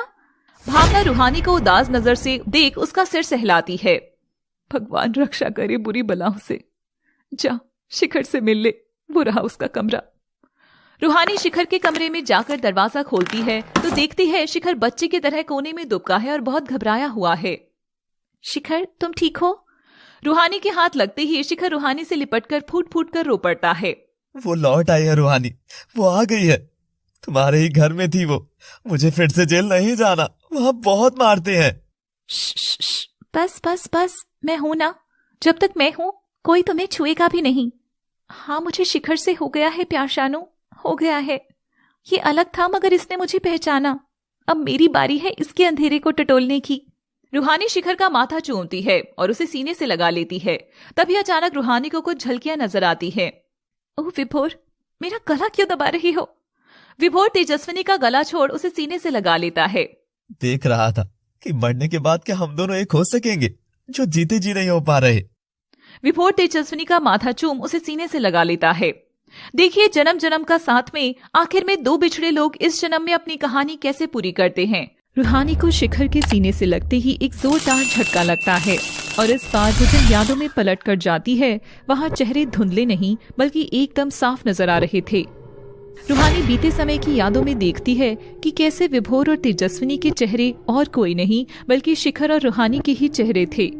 शिखर और रूहानी की नोकझोंक ठीक वैसे ही थी जैसे विभोर और तेजस्विनी की थी। विभोर तेजस्विनी को मनाने के लिए उसके पीछे दौड़ता तो कभी वह खुद ही रूठकर बैठ जाता था। तेजस्विनी उसे गाकर मनाया करती थी, ओ घर आजा परदेसी कि तेरी मेरी एक जिंदड़ी। तेजस्विनी, तुम मेरी कमजोरी तुरंत पकड़ लेती हो। तुमको पता है ना, तुम्हारी इस आवाज को सुनकर कहीं से भी तुम तक जरूर आ जाऊंगा और फिर सारी नाराजगी मैं भूल ही जाता हूँ। ये तो गलत कर रही हो तुम। ओ विभोर, तुम्हारा तो रूठना भी कोई रूठना है, पर देखना एक दिन हमारी ये किस्मत जो हमसे रूठी हुई है ना, ये हम दोनों को एक जरूर कर देगी। इस जन्म में नहीं तो अगले जन्म में। तभी पीछे से तेजस्विनी की माँ की आवाज आती है और वो विभोर का हाथ छुड़ाकर भाग जाती है। विभोर, और ये बोलकर रूहानी बेहोश हो जाती है। ये देख शानू और शिखर घबरा जाते हैं और रूहानी को उठाकर उसके घर में ले जाते हैं। अरविंद चंचल रूहानी को आराम से लेटा देते हैं। तभी शानू की माँ इंद्राणी भी वहीं आ जाती है। सब लोग रूहानी को लेकर परेशान थे। बहन जी, आपकी बेटी परी जैसी है, जरूर जालिम दुनिया की नजर लग गई होगी। आप एक बार इसकी नजर उतार दीजिए। ये बात सुन इंद्राणी हंस देती है। लगता है आज घर में सारे गवार एक साथ इकट्ठे हो गए हैं। भावना ये सुन चुप हो जाती है। शानू को अपनी माँ का आचरण कुछ अच्छा नहीं लगता। चंचल इंद्राणी से दबी आवाज में बोलती है, इंद्राणी जी, ये हमारे घर में मेहमान है। आपको पता है शिखर की सिखाई बातों से मेरी नकचिड़ी बेटी में कितना सारा चेंज आ गया है। अब वो हमारे पाँव भी छूती है। इंद्राणी चंचल की बात सुनकर उसे घूर कर देखती है। गरीब गरीब ही रहते हैं जो बस अमीरों के घर में घुसकर उनका फायदा उठाना जानते हैं। इंद्राणी का बहुत सारा पैसा अरविंद के बिजनेस में लगा हुआ था, इसलिए वो उसे थोड़ा दब कर रहते थे। माँ, बस जगह देखकर बात नहीं कर सकती क्या तुम, जो अभी तुम्हें अपनी अमीरी यहाँ डिस्कस करनी है। बेटी की डांट सुन इंद्राणी चुप होकर सोफे पर बैठ जाती है। चंचल आंख का दिया लाकर रूहानी के चेहरे के चारों ओर फिराती है। तभी रूहानी की आंख खुल जाती है और वह आंख देखकर जोर से चिल्लाकर शिखर के सीने से जा लगती है। शिखर भी जैसे ही आंख की लौ देखता है, उसके भी सिर में जोरदार झटका लगता है और वो रूहानी के चेहरे की ओर देखता है। विभोर, विभोर, क्या नाम लिया तुमने अभी, रूहानी? और शिखर और रूहानी को सब याद आ जाता है। ये किसे पुकार रही है बेटा तू? ये मुझे ही पुकार रही है मैम। मैं ही हूँ विभोर, मगर इस जन्म में नहीं, पिछले जन्म में। ये सुन वहां खड़े सभी लोग चौंक उठते हैं। पिछला जन्म? सुनकर तो बड़ा ही इंटरेस्टिंग लग रहा है। सच बताओ शिखर, क्या रूहानी ने तुमको ये सब कहने का पैसा दिया है, या फिर तुम और रूहानी कोई ड्रामा कर रहे हैं? वो क्या कहते हैं, प्रैंक, है ना? चंचल, आजकल की जनरेशन की बातें आउट ऑफ द वर्ल्ड हो रही हैं। चलो भाई चलो, सब अपना अपना काम करो। तभी रूहानी जोर से चीखती है, रुको सभी, क्या आपको ये सब सच में मजाक लग रहा है? अगर ऐसा है तो ये मेरा फोन, जिसके अभी तो टुकड़े होने वाले हैं। रूहानी जोर से अपना फोन जमीन पर फेंक कर तोड़ डालती है। माँ बाबा, सोशल मीडिया से भी ऊपर कुछ होता है। मैं जान गई हूँ, मेरी विभोर ने मुझे सब समझा दिया है, मगर हमारा ये सच कोई कहानी नहीं बल्कि हकीकत है। आज से 22 साल पहले की हकीकत, जब मेरी माँ और शिखर की माँ इस जगह पहली बार आए थे। मगर उससे पहले क्या हुआ, ये आपको जानना होगा। हाँ रूहानी, इन्हें सब जानना होगा। पिछले जन्म में मैं एक छोटे घास के कच्चे घर में रहने वाली गरीब लड़की तेजस्विनी थी। तेजस्विनी सबसे सुंदर तो थी ही, मगर नगर में सब उसके गुणों की भी ज्यादा पूछते थे। जब वो कहीं से गुजरती तो लोग उसे देखकर बस यही कहते थे, वो देख, गरीब कमला की बेटी जा रही है, मगर गुणों से ये इतनी अमीर है ना कि जिस भी घर में जाएगी उस घर को इसके गुणों की वजह से जाना जाएगा। थोड़ी दूर पर गरीब विभोर रहता था, जो पढ़ना तो बहुत चाहता था, लेकिन गरीब माँ बाप का श्रवण बेटा बनने के चक्कर में वो मेहनत मजदूरी करने लगा और पढ़ाई उससे कहीं पीछे छूट गई। एक रोज तेजस्विनी घर लौट रही थी और दूसरी ओर से विभोर आ रहा था। हमेशा की तरह तेजस्विनी गुनगुना रही थी, रुक जाना नहीं तू कहीं हार के, कांटों पे चल के मिलेंगे साए बहार के। तभी विभोर तेजस्विनी को रोक लेता है। आपकी आवाज में अलग सी प्रेरणा है। आज पूरे दिन का थका था, किस्मत से हार सा गया था, और अभी ये इतने प्यारे बोल आपके मुंह से सुने तो लग रहा है कि मुझे कोई थकान ही नहीं है। शुक्रिया आपका। अरे बाबा, किस्मत से कैसी शिकायत भला, यहाँ हर आदमी अपने ही हिस्से का खा रहा है ना, दुख भी और सुख भी। जब सुख खाने वालों का पेट भर जाएगा तो तुम भी सुख चख लेना। तब तक बढ़े चलो, बढ़े चलो। ये कहकर तेजस्विनी हंसते हुए चली गई। उस रात विभोर एक अनजान लड़की की बातें सुनता ही रह गया था। अब विभोर उसी रास्ते से जाने लगा और रोज तेजस्विनी से मिलने लगा। दोनों ढेरों बातें करने लगे और एक दिन जब दोनों एक बड़े पेड़ के पास खड़े थे, अजनबी तुम मेरी तो नहीं हो, मगर फिर भी अपने से क्यों लगते हो? अपना सा लगता हूँ तो मुझे अपना बना लो ना तेजस्विनी। मैं तुमसे बहुत प्यार करता हूँ, बहुत प्यार। हम दोनों साथ मिलकर अपने हिस्से का सुख खुद कमाएंगे। ये सुन तेजस्विनी खुशी से रो पड़ी और विभोर के सीने से लग गई। आज के समय में जब हर कोई मुझे मेरे रूप, रंग और गुणों को घर में कैद करके रखने को कह रहा है, वहाँ तुम मुझे अपने बराबर कमाने का मौका दे रही हो। तुम बहुत अच्छे हो विभोर। हमारा मिलना कोई इत्तेफाक नहीं था। ये देखो, वो ऊपर वाला है ना, इसी ने भेजा है हमें इस रास्ते पर। और वक्त के साथ दोनों का प्रेम गहरा होता गया और एक दिन विभोर और तेजस्विनी एक दूसरे से शादी करने का फैसला लेते हैं। तेजस्विनी घर जाती है और उस दिन वह अपनी माँ को बताने की हिम्मत जुटाती है। अगर अंदर गई तो माँ भड़क सकती है, बाहर खड़ी होकर ही बताती हूँ। माँ सुनो ना, माँ मुझे कुछ कहना है। बोल, क्या पेट में दर्द हो रहा है तुझे? कुछ पैसे की मदद करती नहीं है, बस माँ माँ करके कान खाती है। अगर आज बेटा होता तो अब तक मुझे सोने की चेन गड़वा चुकी। बेचारी तेजस्विनी के गुणों की पूरे नगर को तो खबर थी, पर उसकी माँ के लिए वो बस कोयला ही थी, एकदम राख जैसी बेकार। एक लड़का है माँ, विभोर, हमसे थोड़ी दूरी पर रहता है। मैं उससे प्यार करती हूँ। कहता है कि शादी के बाद मुझे नौकरी भी करने देगा। तुम जाकर मेरी बात कराओ ना माँ। कमला कुछ देर तक कुछ नहीं बोलती कि अचानक बाहर खड़ी तेजस्विनी पर अंदर से फेंके गए बर्तनों की लगती है। कमला बस उस पर हमला कर रही थी। बेशरम, तुझे लाज नहीं आती? नैन मटक्का करते हुए, तू जानती है ना तू किसी और की अमानत है। तुझे पड़ोस के गांव में जमींदार को पूरे 2 लाख में बेच चुकी हूँ। पैसा मिलते ही तुझे लात मारकर यहाँ से निकाल भी दूंगी। अब जा, जंगल से ईंधन लेकर आ। और तेजस्विनी अपनी माँ का रवैया देखकर बहुत उदास होती है और विभोर से सारी बात कहती है।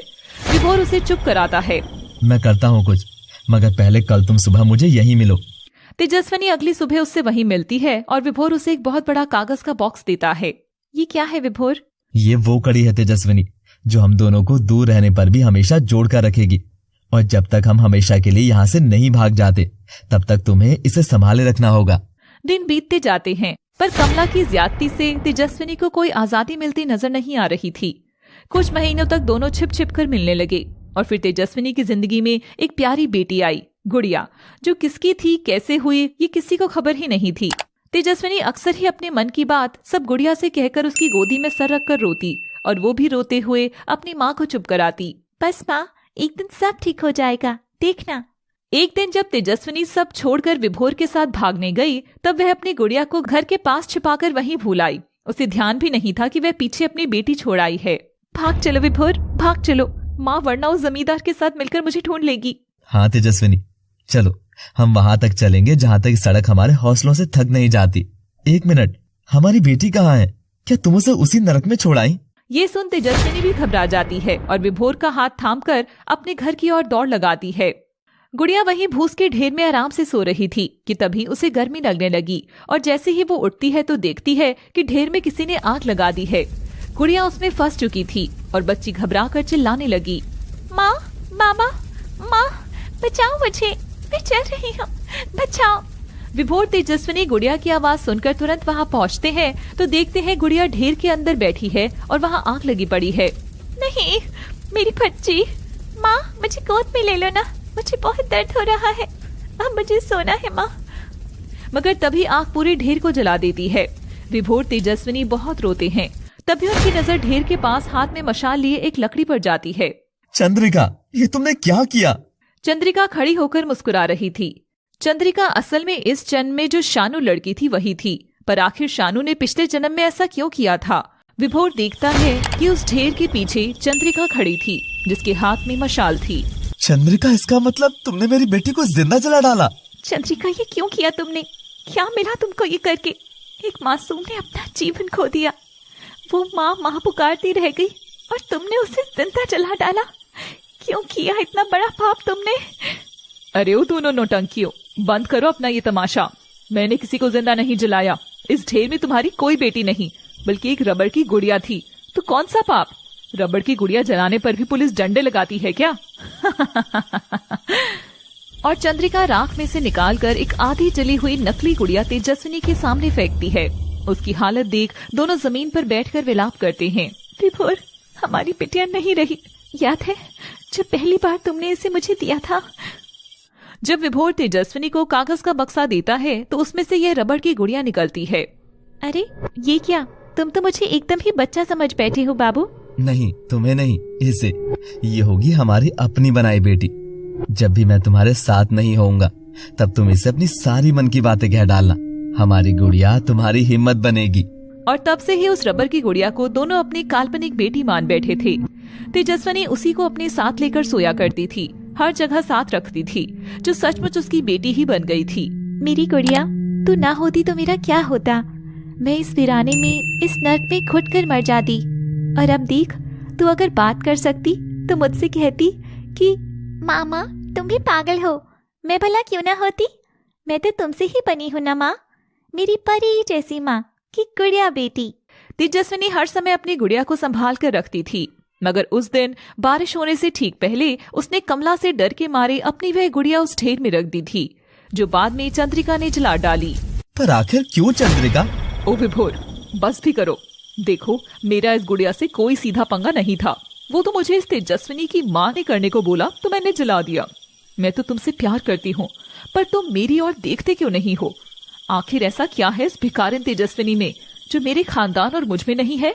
एक साफ मन और उसमें भरा ढेर सारा प्यार जो तुम्हारे अंदर नहीं है चंद्रिका। ये बोलते ही अचानक विभोर के सिर पर जोरदार हमला होता है और वो बेहोश हो जाता है। हमला? किसने किया था रूहानी हमला? आखिर कौन से आलम दो प्यार करने वालों को जुदा करने की नीचता कर बैठा था? बता दूं शानू? हाँ, तुमसे भी बड़ा पाप जानती हो किसने किया था? तुम्हारी माँ इंद्राणी आंटी ने। और रूहानी अपनी उंगली इंद्राणी की ओर उठाती है। इंद्राणी ये सुन घबरा उठती है। मैंने क्या किया? मैं तो विभोर को जानती तक नहीं थी। शायद तुम्हें कुछ और ही याद आया होगा। विभोर को नहीं जानती थी तो क्या, अपनी बेटी तेजस्विनी को तो जानती थी ना कमला माँ। विभोर के सिर से खून बह रहा था। वह जमीन पर गिरकर बेहोश हो जाता है। तभी तेजस्विनी देखती है कि विभोर के ठीक पीछे उसकी माँ कमला थी, जिसका चेहरा हूबहू इंद्राणी से मेल खाता था। कमला के हाथ में लोहे की रॉड थी। माँ, ये क्यों किया तूने ऐसा? क्यों माँ? क्या बिगाड़ा था हमने तेरा? अब नाटक बंद करिए, किस्सा तो हो गया खत्म।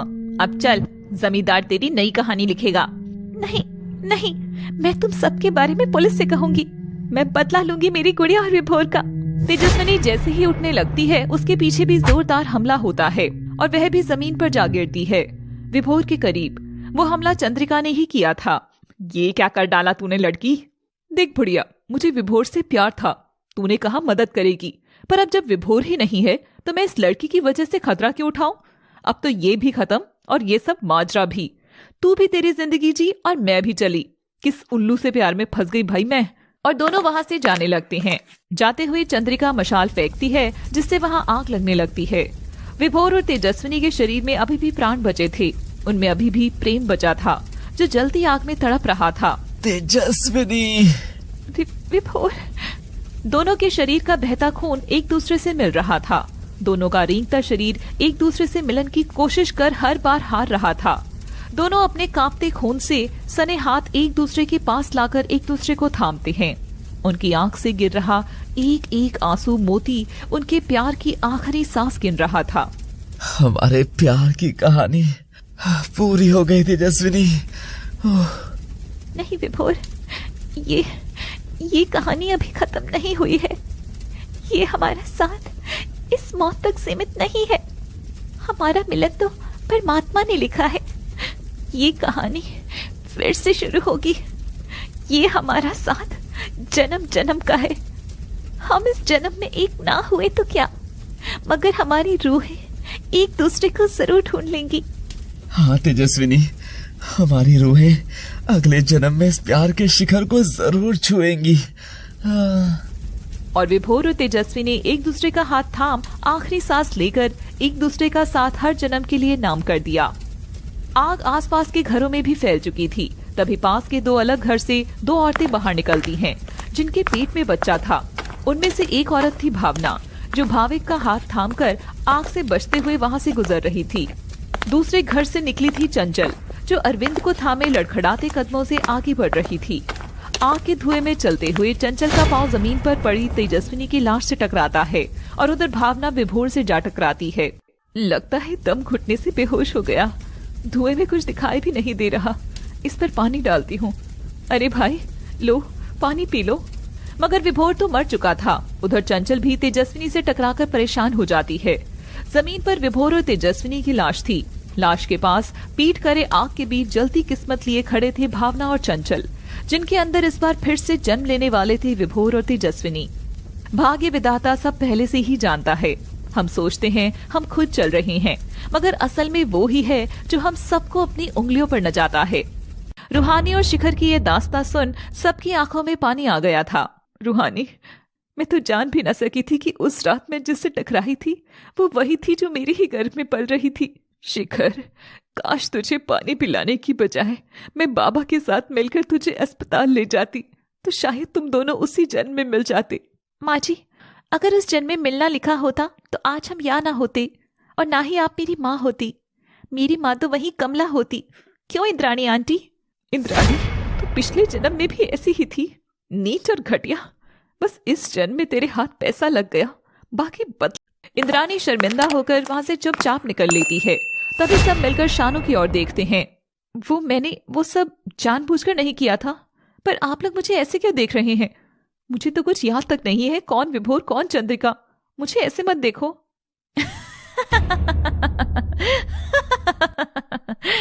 और शानू इतना ड्रामा कर खूब हंसती है। सब उसकी हंसी को समझ ही नहीं पाते।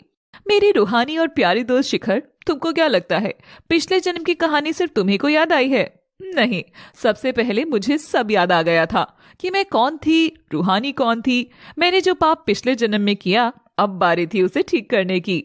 शिखर को उस दिन सड़क पर देख मुझे मेरे आंख पर विश्वास तक नहीं हुआ कि क्या सच में किस्मत मुझे मेरे पाप धोने का मौका दे रही है। और फिर मैंने तुरंत दिमाग लगाकर शिखर को रूहानी के घर तक लाने का बंदोबस्त किया। हेलो, खन्ना ऑफिस, मैं इंद्राणी की बेटी शानू बोल रही हूँ। आज आपके यहाँ एक लड़के का इंटरव्यू है एंड हिज नेम इज शिखर। आपको कुछ भी करके बस उसे नौकरी नहीं देनी है।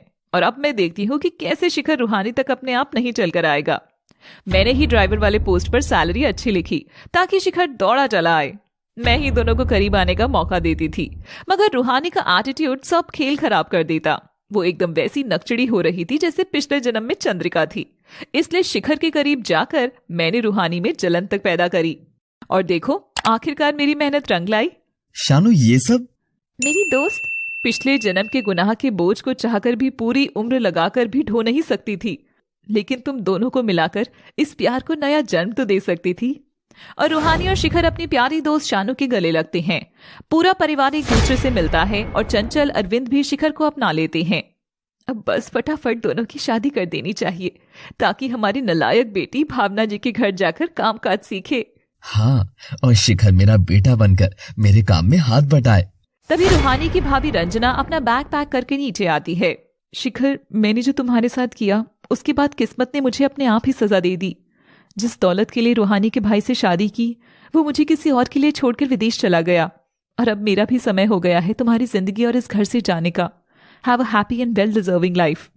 तभी इंद्राणी भी वहां सिर झुकाए आती है और अचानक से फोन निकालकर कैमरा ऑन करती है और नाचने लगती है। अब मैं पिछले जन्म में दुष्ट माँ थी तो क्या करूं, पर इस जन्म में तो अच्छी मासी बन ही सकती हूँ ना, जो बेटी की तरह रील्स बनाएगी। हाँ, पतली कमरिया मेरी हाय हाय हाय। नहीं मासी, ये काम आपको ही जमेगा। मैं तो अब रियल वर्ल्ड में ही खुश हूँ। और सब इंद्राणी को नाचता देख हंसते हैं। एकदम से सबके जीवन में खुशियां आ गई थी और सबने मिलकर रूहानी और शिखर की शादी करा। विभोर और तेजस्विनी के प्यार और जन्म जन्म के अधूरे साथ को पूरा कर दिया था। तभी शिखर रूहानी को इस बार और भी बड़ी गुड़िया ला देता है और वे खुश होकर उसे लिपट जाती है। यूं लग रहा था मानो उन्हें एक होता देख गुड़िया भी मुस्कुरा रही हो। तो दोस्तों, ऐसी ही प्यार से भरी तकरार से घिरी लव ट्रेजेडी स्टोरीज देखने के लिए हमारे चैनल लव सिटी पर आते रहिए। Thanks for watching.